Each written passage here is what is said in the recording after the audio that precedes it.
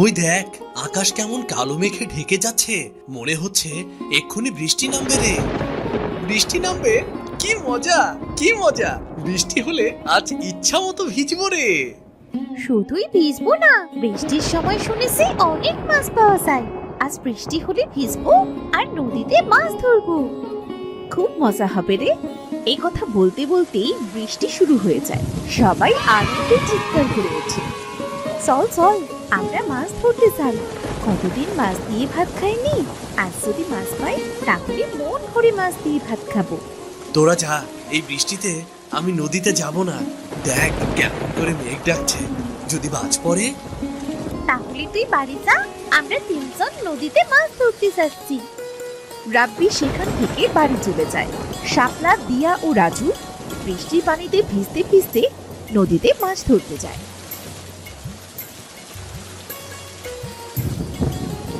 তারা অনেকগুলো মাছ পায়, সেগুলো নিয়ে যে যার বাড়ি ফিরে যায়। মা, তুমি এখানে বসে কি এত ভাবছো? এতক্ষণে তোদের ফেরার সময় হলো। রাগ করো না মা, বৃষ্টি হলে তো নদীতে মাছ ভেসে বেড়ায় মা। অনেকদিন তো আমরা মাছ খাই না, তাই নদীতে মাছ ধরতে গিয়েছিলাম। দেখো না মা, কতগুলো মাছ এনেছি। মা, মাছগুলো ঝোল করবে। বৃষ্টির দিনে মাছ ঝোল দিয়ে ভাত খাবার মজাই আলাদা। ঠিক আছে, তোরা তাড়াতাড়ি জামা কাপড় পাল্টে নে, না হলে যে আবার ঠান্ডা লেগে যাবে। রাজু আর দিয়া কাপড় বদলে ঘরে গিয়ে দেখে তাদের ঘরে পানি পড়ছে। তোর বাবাকে কত করে বললাম এবার সালটা সারাও, বৃষ্টির দিনে ঘরে থাকাই যায় না, কিন্তু সে তো পেরে উঠলো না। আচ্ছা, আমি মাছগুলো কেটে রান্না করে নিই। মোহিনী মাছ কেটে রান্না করে।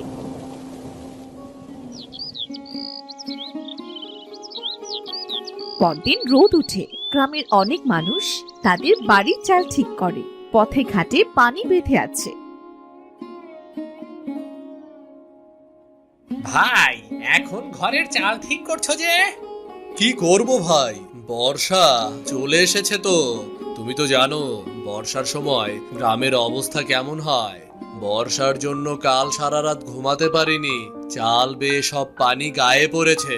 এজন্য ঘরের চালটা ঠিক করছি আর কি। বেশ ভালোই করছো ভাই, আমারও একই অবস্থা। আমার ঘরের চালটাও ঠিক করতে হতো, কাছে তেমন পয়সা নেই, এজন্য এবার পেরে উঠছি না। ঘরটা সারিয়ে নাও ভাই, শুনেছি এবার নাকি বৃষ্টির ভাগটা বেশি।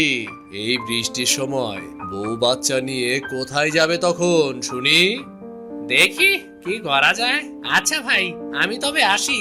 আকাশের অবস্থা আজও তেমন ভালো নয়, মনে হচ্ছে আজও বৃষ্টি নামবে।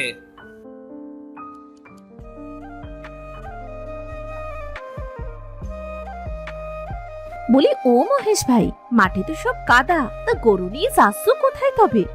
মাঠে যাচ্ছি ভাবি, যেখানে একটু শুকনো পাবো সেখানে একটু গরুটাকে খাইয়ে আনতে যাচ্ছি।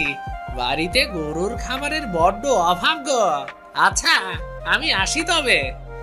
এই বলে মহেশ গরু নিয়ে সেখান থেকে মাঠে চলে যায়। অন্যদিকে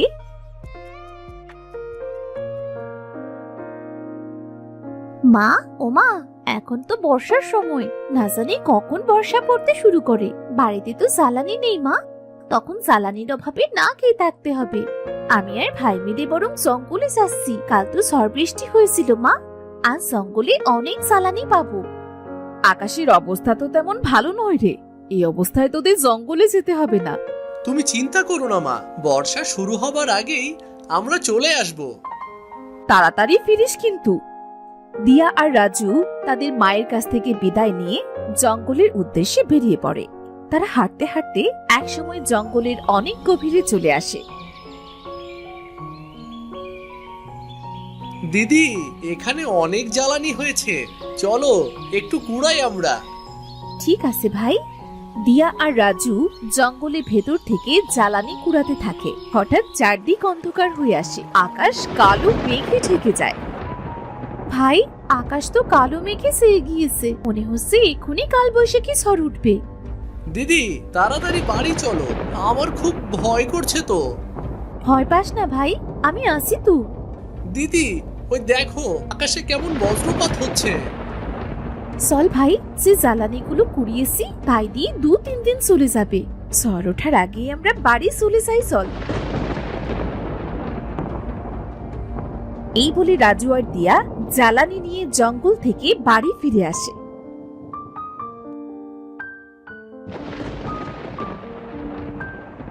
তোরা এসেছিস? আমি তো চিন্তায় মরে যাচ্ছিলাম। যে মেঘ করেছে, মনে হচ্ছে এখনই কালবৈশাখী ঝড় উঠবে। এজন্যই তো তাড়াতাড়ি বাড়ি ফিরে এসেছি মা। তা বেশ করেছিস। এখন হাত মুখ ধুয়ে 2 ভাই বোন দুটো খেয়ে নে দেখি। কাল একটা করে রুটি খেয়েছিলি, আজ যে এখনো পেটে একটি দানাও পড়েনি। ঠিক আছে মা। তারা হাত মুখ ধুয়ে খেতে বসে। এমন সময় প্রচুর বেগে ঝড় ওঠে। বলতে না বলতেই ঝড় শুরু হয়ে গেল। বর্ষার দিনে এই গ্রামে কোনো কাজই থাকে না, না জানি এবার কতদিন না খেয়ে থাকতে হয়। গ্রামে একবার বর্ষা শুরু হলে আমার তো আর নাম গন্ধটি থাকে না। মা, বর্ষা তো শুরু হয়ে গেল, বাবা তো এখনো বাড়ি ফিরলো না গরু নিয়ে। সত্যি তো, এই ঝড় বৃষ্টিতে তোর বাবা বাইরে কি করছে? কোনো বিপদ আপদ হলো না তো? না গো গিন্নি, আমার কোনো বিপদ হয়নি। মাঠে কিছু কাজ ছিল, শেষ করে তবেই গরুটা নিয়ে এলাম। কাল থেকে তো মনে হয় না কোনো কাজ পাবো। এই বর্ষার সময় যে কেন আসে? বর্ষার দিনে গ্রামের গরিব মানুষদের কত কষ্ট হয়। কথাটা একদম তুমি মন্দ বলনি। আচ্ছা, এসব পরে খাওয়া যাবে, এখন আগে দুটো খেয়ে নাও দেখি। মোহিনীর কথা মতো মহেশও খাবার খেতে বসে। খাবার খাওয়া শেষ করে তারা কিছু সময় গল্প করে। অন্যদিকে সময় যত বাড়তে থাকে, ঝড় বৃষ্টিও ততই বাড়তে থাকে। মা, বাবা, দেখো না চারদিকে কেমন পানি থই থই করছে। এই বৃষ্টি থামার তো কোনো নাম গন্ধ নেই। এভাবে বৃষ্টি থাকলে তো গ্রামের বাড়িঘর সব ডুবে যাবে। কথাটা মন্দ বলিসনি রে মা, খুব চিন্তা হচ্ছে আমার। কাছে তেমন টাকা কড়িও নেই, বাড়িতে তেমন বাজার সদাই নেই। বর্ষার দিনগুলো যে কি করে পার করব কে জানে রে। বিধাতা ঠিক একটা ব্যবস্থা করে দেবে। ও, বৃষ্টির জন্য তো গ্রামের অবস্থা খুব খারাপ। বৃষ্টির পানিতে তো হাঁটু সমান পানি উঠে গিয়েছে। কি করব বলো তো? পুকুর, নদী, খাল, বিল পানিতে থই থই করছে গো। বাবা, দেখো গ্রামের মানুষ কোথায় যেন যাচ্ছে। তাই তো দেখছি, কেউ নৌকায়, কেউ বা কলায় ভেলা বানিয়ে যাচ্ছে। কোথায় যাচ্ছে সবাই জিজ্ঞাসা করে দেখি তো। ও শামীম ভাই, ও বাচ্চা নিয়ে চললে কোথায়? ভাই, গ্রাম থেকে অনেক মানুষের ঘর ডুবে গিয়েছে। আমাদের ঘরে অনেকটা পানি ঢুকে গিয়েছে রে। এজন্য আগে থেকে বউ বাচ্চা নিয়ে গ্রাম ছেড়ে শহরে যাচ্ছি। এই বর্ষা সহজে কমবার নয়। গ্রামে কেমন করে থাকি বলো তো? বুঝতে পেরেছি ভাই। আচ্ছা, আমরা আসি তবে। তোমাদের বাড়িতেও তো পানি উঠতে শুরু করেছে, তোমরাও চলো শহরে। দেখি ভাই কি করা যায়। ওগো, গ্রাম থেকে তো সবাই চলে যাচ্ছে, আমরা কি করব? ছেলে মেয়ে দুটোকে নিয়ে আমরা কোথায় যাব? বাবা, মা, চলো না আমরা অন্যদের মতো শহরে চলে যাই। শহরে সবকিছুর অনেক বেশি দাম। তাছাড়া সেখানে যে থাকবো কোথায় আমরা? তাহলে এখন আমরা কি করব? বিধাতা, তুমি আমাদের একটা ব্যবস্থা করে দাও। এই বর্ষা এবার কমিয়ে দাও। বর্ষার জন্য গ্রামটা যে জনশূন্য হয়ে যাবে। এভাবে আরো 2 দিন কেটে যায়। বৃষ্টি পানিতে গ্রামের অনেক বাড়ি ডুবে যায়।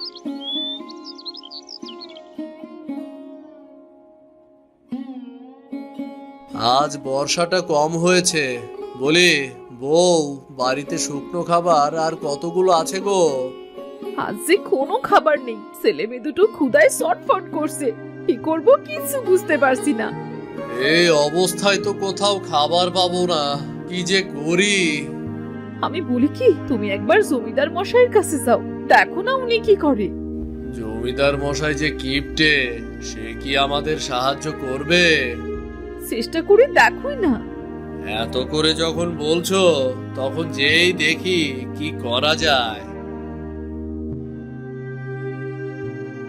বউ, এই কলার খেলা করেই আমি জমিদার বাড়ি যাচ্ছি। বাবা আমিও যাবো তোমার সাথে। তোকে যেতে হবে না মা, কখন আবার বর্ষা শুরু হয় কে জানে। বাবা তোমার সাথে যাই না, দেখো চারিদিকে কত পানি, আমার খুব দেখতে ইচ্ছে করছে বাবা। ঠিক আছে, চল। মহেশ দিয়াকে নিয়ে ভেলায় করে জমিদারের বাড়িতে যায়।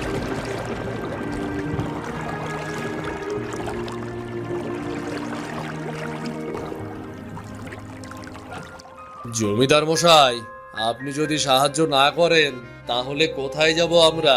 চারদিকে পানিতে ভরপুর, কোথাও কোনো কাজ নেই। এ অবস্থায় কি খেয়ে বাঁচবো বলুন?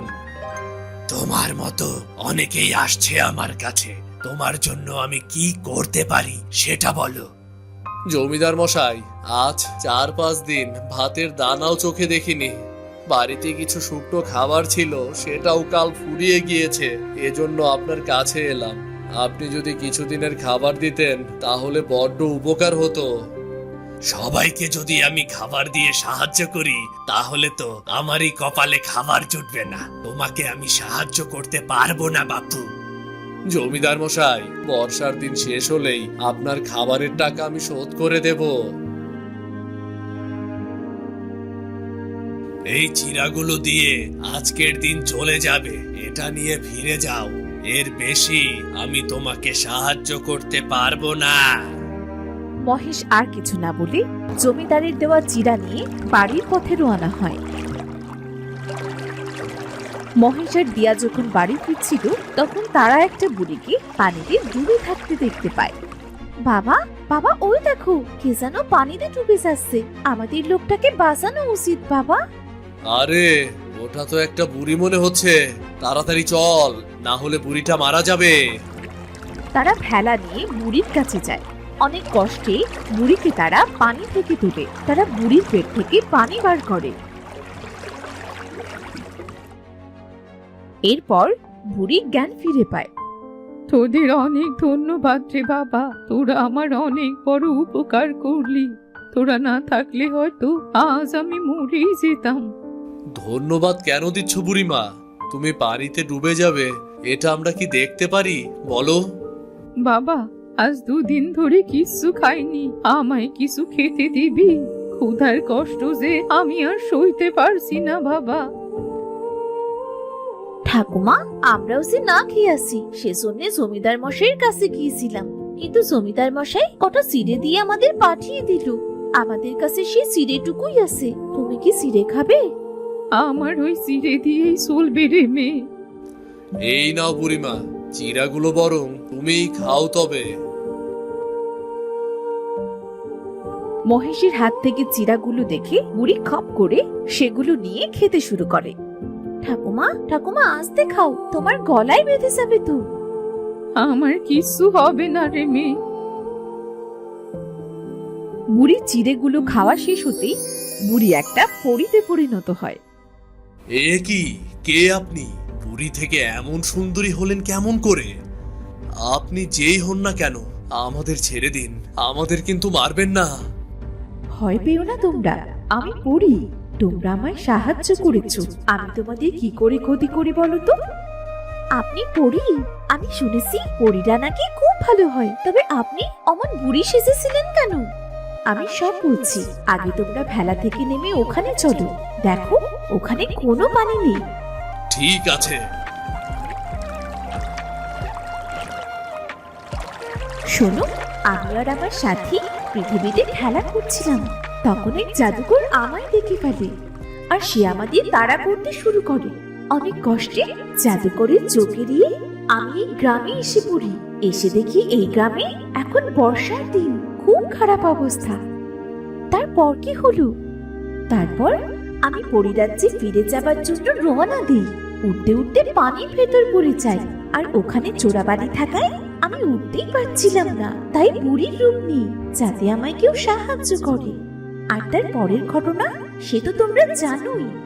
বুঝতে পেরেছি পরি, আপনাকে সাহায্য করতে পেরে আমাদের অনেক ভালো লেগেছে। আমি তোমাদের উপহার দিতে চাই আমার জীবন বাঁচানোর জন্য। বলো বলো কি চাই তোমাদের? উপহার যদি দিতেই হয় তাহলে গ্রামের সকলের জন্য দিন পড়ি। আমাদের মতো গ্রামে আরো অনেক মানুষ আছে যারা ঠিক করে খেতেও পায় না, যাদের বাড়ি ঘরে বন্যায় নষ্ট হয়ে গিয়েছে, ঝড় বৃষ্টিতে সবার বাড়ির চাল গিয়ে পানিতে পড়েছে। জানেন, আমরা অনেক কষ্টে থাকি। আমরা এই গ্রামের মানুষ বর্ষার দিনে খুব কষ্টে থাকি।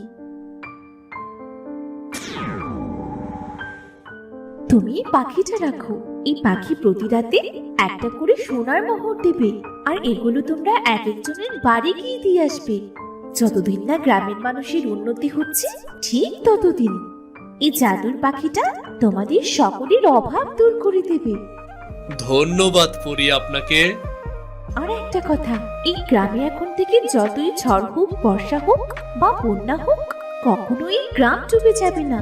বর্ষা শেষ না হতে যতটুকু গ্রামের মানুষের পানি প্রয়োজন ততটুকু ছাড়া, আর বাকি পানিগুলো শুকিয়ে যাবে। আপনি খুব ভালো পরি। তোমরাও খুব ভালো। তোমরা নিজেদের কথা না ভেবে পুরো গ্রামের কথা ভেবেছ। আচ্ছা, আমি আসি তবে। এই বলে পরী দিয়া ও মহেশের কাছ থেকে বিদায় নিয়ে পরী রাজ্যে চলে যায়। মহেশ ও দিয়া পরীর দেওয়া পাখিটা নিয়ে বাড়ি চলে আসে। এই পাখিটা পরি আমাদের উপহার দিয়েছে। পরী পেলি কোথায়? তোদের কথা তো আমি কিছুই বুঝতে পারছি না। শোনো তবে।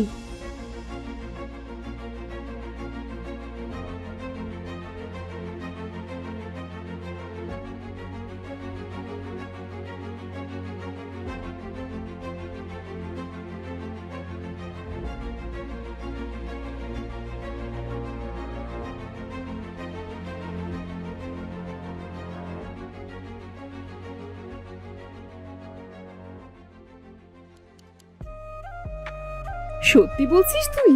এবার যদি এই গ্রামটা বর্ষার কবল থেকে রক্ষা পায়। আমি তোমাদের খাবার দিচ্ছি।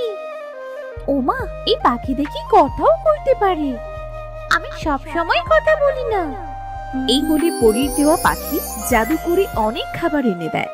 নানান রকমের খাবার পেয়ে তো দিয়া আর রাজু অনেক খুশি হয়। পরদিন পরীর কথা মতো গ্রাম থেকে পানি শুকিয়ে যায়, আর পরীর দেওয়া পাখি প্রতিদিন গভীর রাতে একটা করে সোনার মোহর নিয়ে একদিন এক এক গরিব পরিবারকে দিয়ে আসে। কিছুদিনের মধ্যেই তাদের গ্রামের অনেক উন্নতি দেখা যায়। বর্ষার দিনেও এখন আর আগের মতো দিয়াদের গ্রামটা পানিতে ডুবে যায় না।